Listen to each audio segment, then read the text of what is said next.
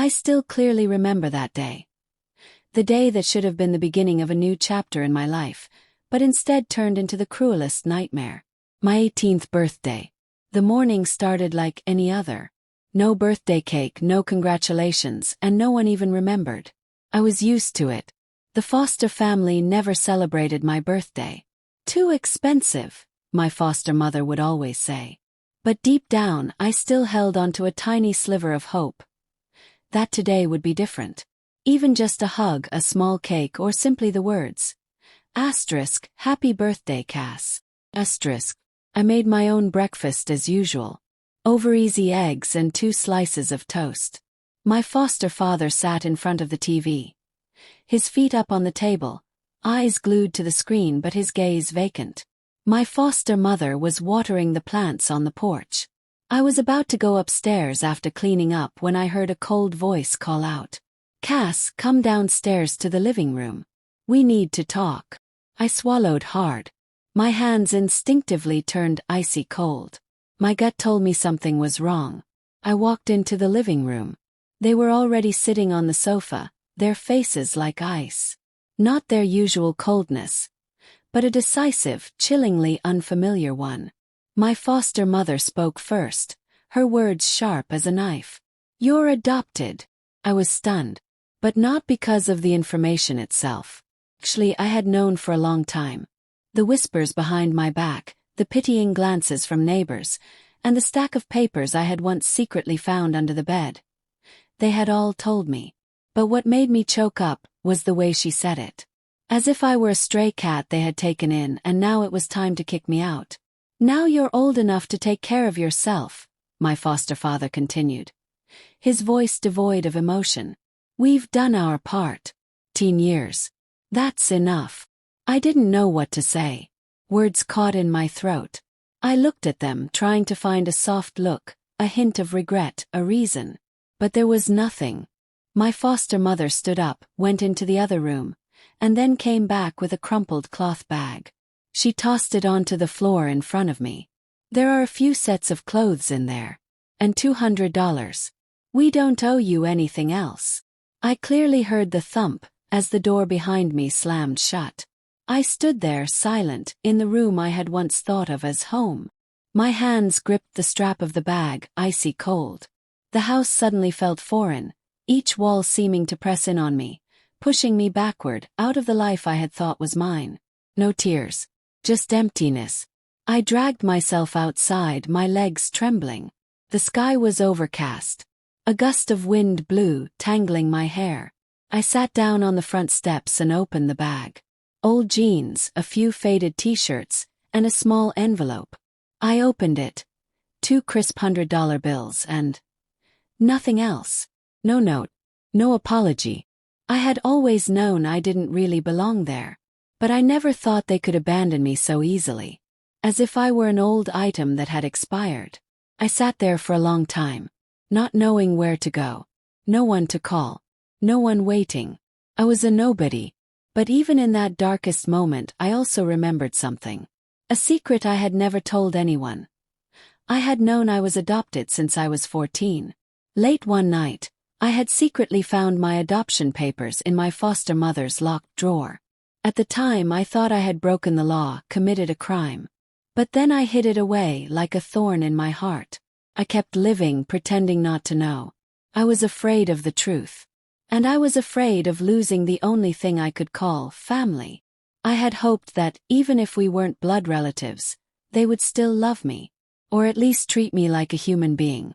But I was wrong. The most painful thing wasn't the fact that I was adopted. It was the fact that they had never loved me, and could throw me away without even blinking. The wind blew harder. I clutched the bag tighter in my hand and stood up. The road ahead was hazy. I didn't know where I would go, how I would live. But I knew one thing for sure. From this moment on, I could only rely on myself. And my 18th birthday. The only gift I received was abandonment. I left that house with an old duffel bag and 2 crumpled $100 bills. No goodbye, no apology. They slammed the door shut as if I were a broken object to be thrown away. That night, I slept at the bus station near the old neighborhood, My knees pressed tightly to my chest, shivering in the early spring chill. I didn't cry. There were no tears left. The next morning I went back, not to beg to return, but to get the rest of my things. My old suitcase was still in the attic. They hadn't even bothered to remember it. I climbed up the rickety ladder, dusted off the thick layer of grime on the lid, and quietly pulled it down. While packing, I discovered something unusual. The small drawer at the bottom of the suitcase, where I used to hide my childhood diaries, was slightly ajar. When I pulled it harder, something caught inside. I reached in and pulled out an old envelope, the paper yellowed with age. No return address, no postmark. Only a delicate handwritten name on the front. To Lena Voss. Froze. My heart seemed to stop for a moment. That name. I had heard it before. In a hazy dream, or perhaps a suppressed childhood memory. I tore open the edge of the envelope, my hands trembling with anticipation. Inside was a faded birth certificate, one corner slightly torn. I read my name, Cassandra Voss. Mother's name, Lena Voss. Father's name not listed. That alone was enough to shock me, but what came next was the real blow. A news clipping, neatly cut out and folded in quarters. Psychiatrist Richard Kaine accused of patient abuse. Investigation widening at Blackwood Institute. I reread the blurred lines, my throat dry.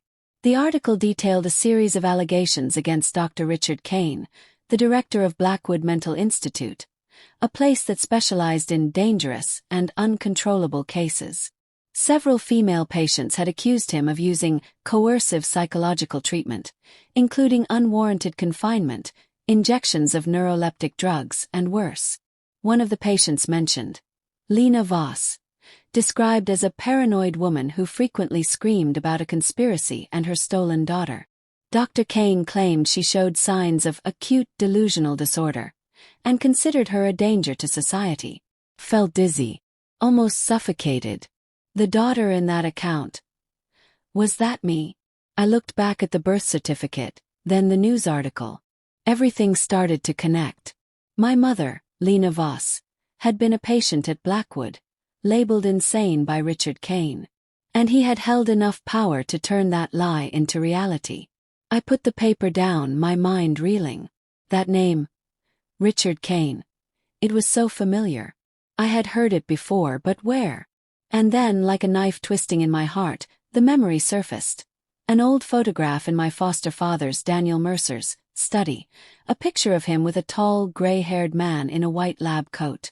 Beneath the frame, the inscription, * Dr. Kaine and Mercer, 1998, Blackwood Institute. * I stood up abruptly, trembling. My foster father had worked for Kaine, not just as a colleague. They had been close. During my early years, he often went away on long research trips to the institute. I never asked deeper questions.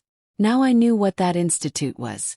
Not a foster home, not a hospital, but Blackwood Asylum, where my mother had been imprisoned. I began to reimagine everything through a new lens.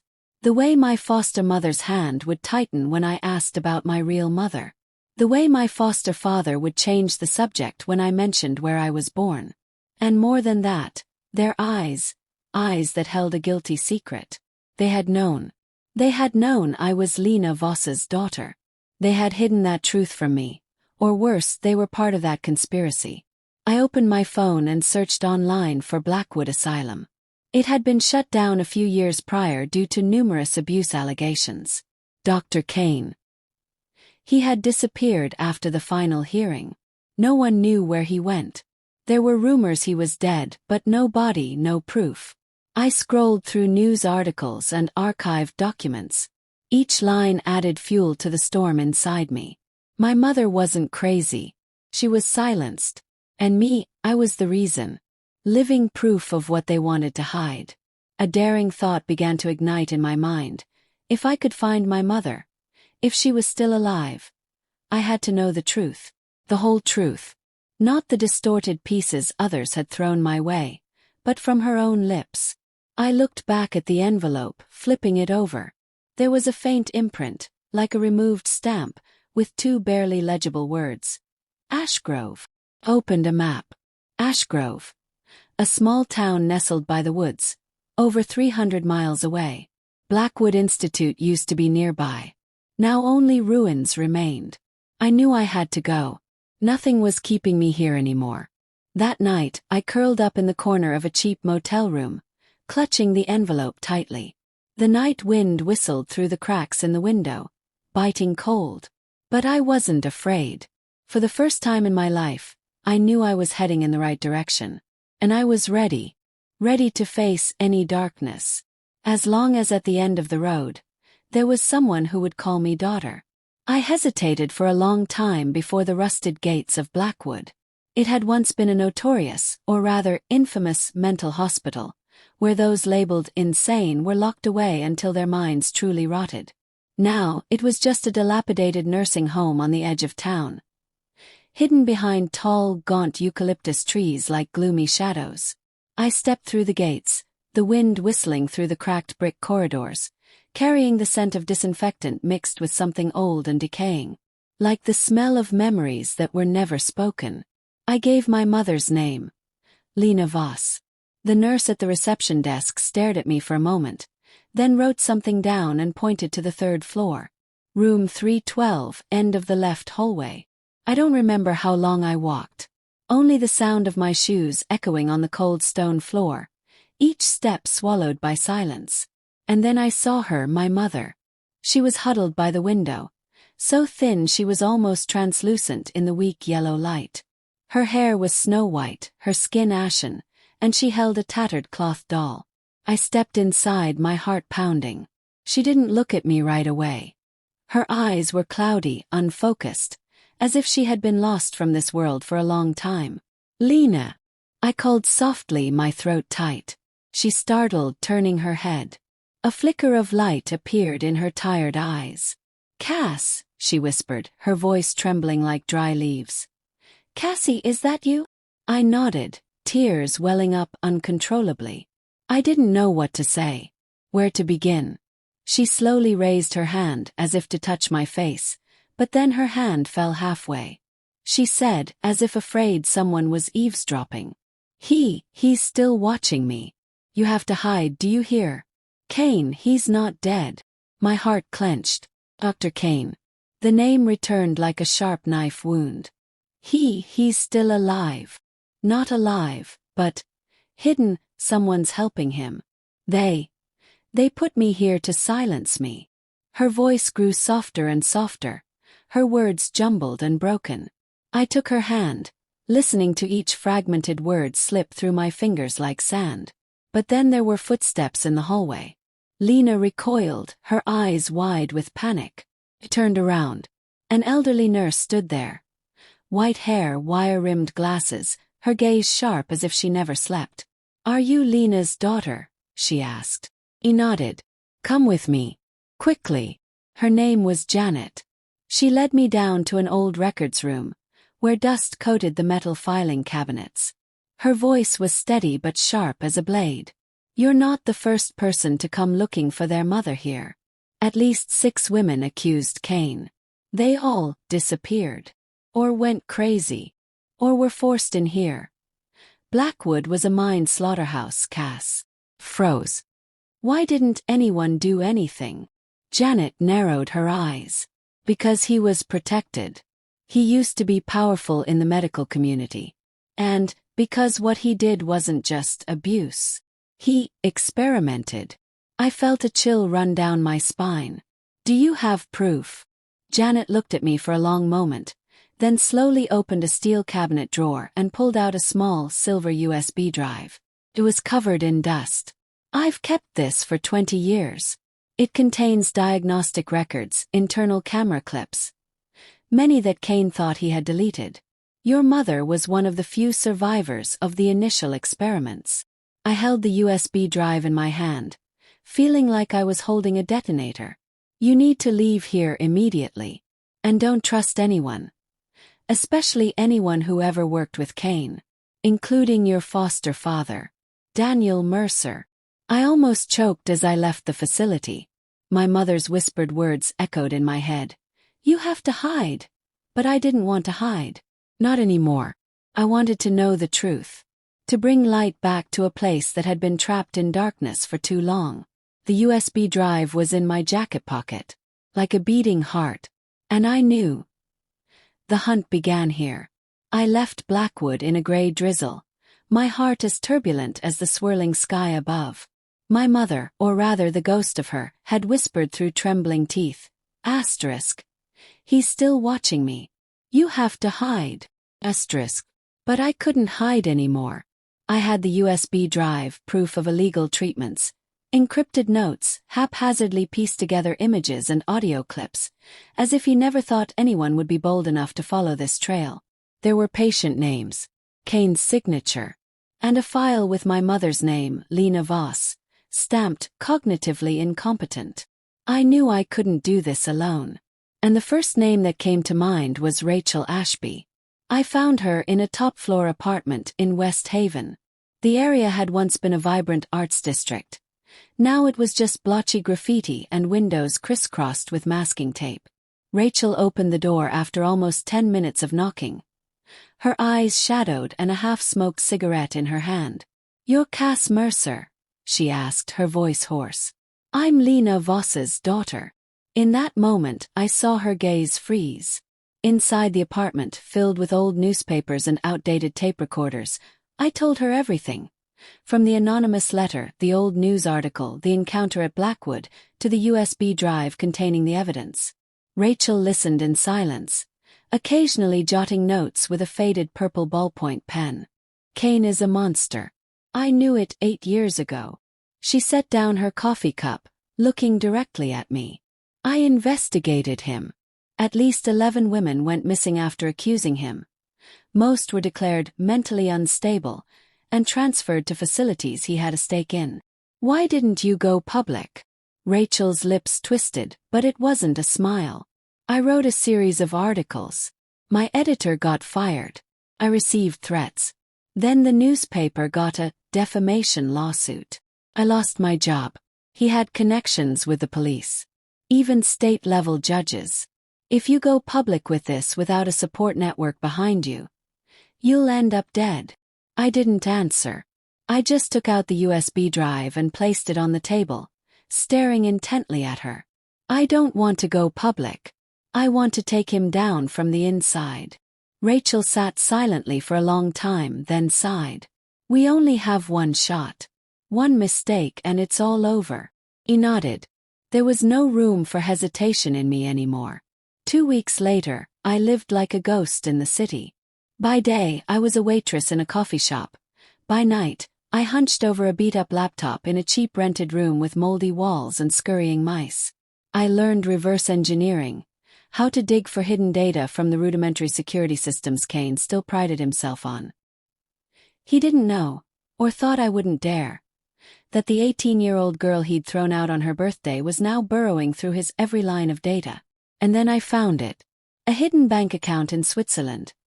Regular quarterly transfers to Daniel Mercer, the man who had stood at my graduation, patted my shoulder and said, "Asterisk, I'm proud of you, kid." Asterisk. Each amount. $50,000. Description. Internal security support costs. I trembled. Not with surprise, but with cold confirmation. I had never been his kid. I was a transaction. Commodity exchanged for silence. I downloaded all the data to an encrypted hard drive, sending a copy to Rachel. "Now what?" Texted. She simply replied, asterisk, "Now it's time to play the final hand." Asterisk.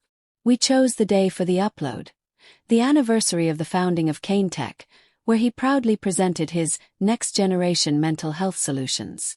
A major live-stream event with journalists, politicians, and thousands of online viewers. And in the middle of his speech, the slides began to flicker. First were the images of the victims. Their faces, their files, their accusations. Next were audio excerpts from the treatments, where screams were muffled by drugs and chains. Then came the account statements, the detailed transfer records, and the name Daniel Mercer highlighted on the screen like an indelible bloodstain. The entire hall erupted in chaos. I wasn't there. I sat in a 24-hour internet cafe, my hands still on the keyboard, my heart pounding like a war drum. Rachel was somewhere else. Her identity concealed, but she had already sent all the data to human rights organizations, independent journalists, and a few ethical hackers. No one could bury the truth anymore. That night, I walked along the riverbank, my hands still shaking. Not with fear, but with the knowledge that I had started a war with no turning back. I didn't know what Kaine would do. I didn't know if the police would actually investigate or bury everything as they had before. But this time, I had planted the seeds of truth in the middle of his wall of lies. And even if I fell, I would make him tremble. Because I was no longer the 18-year-old girl thrown out of her home on her birthday. I was Lena Voss's daughter. And I had awakened. Part 5, the final confrontation. I'm not that scared little girl anymore. I wore a minimalist black dress, standing amidst the glitzy crowd of a charity fundraiser held at the Windsor Hotel, where Kaine was scheduled to speak on medical ethics in the new century. The irony was enough to make me laugh. I blended into the crowd, a small purse slung over my shoulder containing the USB drive, a power bank, and a phone ready to livestream. The Wi-Fi here was strong and stable. Just as Rachel had said. Public strike. There's no turning back, Cass. I hadn't intended to do this. But seeing my mother kept in that institution like a living corpse, discovering Daniel, my foster father, taking money from Kaine's foundation in exchange for silence, I knew I couldn't just hide in the shadows anymore. Kaine walked onto the stage in an expensive suit. His silver hair slicked back neatly, a confident smile plastered on his artificial face. He raised his hand to greet the audience as thunderous applause erupted. No one in this room knew the monster in angel's clothing who had destroyed so many lives. No one except me. I opened my phone and pressed, "Go live." The camera clearly captured my face and the auditorium behind me. I walked towards the podium where Kaine had just finished his opening remarks. "Excuse me, Dr. Kaine," I said loudly, holding up my phone. "I have a question. About my mother, Lena Voss." The room fell into sudden silence, as if someone had muted the sound. I saw him freeze, a flicker of recognition crossing his eyes, before he tried to mask it with a polite smile. "I'm afraid I can't answer personal questions here." "You don't need to answer. I have everything." I pressed play on the video. The contents of the USB drive appeared on the screen behind him. The image was grainy but clear. Falsified medical records, audio clips of patients screaming in fear, Kaine's cold voice ordering sedative injections. The transfer list. Daniel Mercer's signature. A collective gasp rippled through the crowd. People began to whisper. Phones were pulled out, cameras swiveled. Kaine stepped forward, his voice trembling slightly. You're slandering me. This is doctored, fake evidence." I didn't back down. "Then why did my foster father, Daniel Mercer, who used to work for you, have his name on your list of bribes? Why was my mother thrown into a mental institution right after she accused you?" His face paled, his lips twitching as if trying to say something.